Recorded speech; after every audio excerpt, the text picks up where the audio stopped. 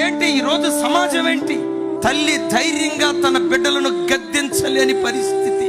కళ్ళల్లో నీళ్ళు అట్లాగే కుక్కుకొని వీడినంటే ఎక్కడికి వెళ్ళిపోతాడో, వీడి మీద చెయ్యెత్తితే నన్ను కొట్టడానికి వాడు ఎక్కడ కాలెత్తుతాడోనని బిక్కు బిక్కుమంటూ తల్లిదండ్రులు భయపడుతున్నారు. ఇంట్లో తండ్రి మాటకు ఒక్క మాటకు లోబడకుండా మందిరానికి వచ్చి రేయింబావుళ్ళు పరిచర్య చేస్తే ఆ పరిచర్య దేవుడు అంగీకరిస్తాడా? అరే, కన్న గర్భానికి గద్దించే స్వతంత్రం లేదా? రెక్కల ముక్కలు చేసుకొని కష్టపడుతున్నారే, చెమటోడ్చి మట్టి పని చేసి చిరిగిపోయిన బట్టలు వేసుకొని మాస్కులు వేసుకొని బనియన్ వేసుకొని వాళ్ళ రక్తాన్ని చెమట రూపంలో దారపోసి కార్పొరేట్ స్కూల్లో చదివించారే, కార్పొరేట్ కాలేజీలో చదివించారే.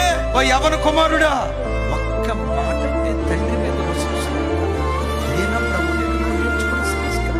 యవన బిడ్డలారా, దేవునికి కావాల్సింది నీ పరిచర్య కాదు, ముందు నీవు దేవునికి కావాలి.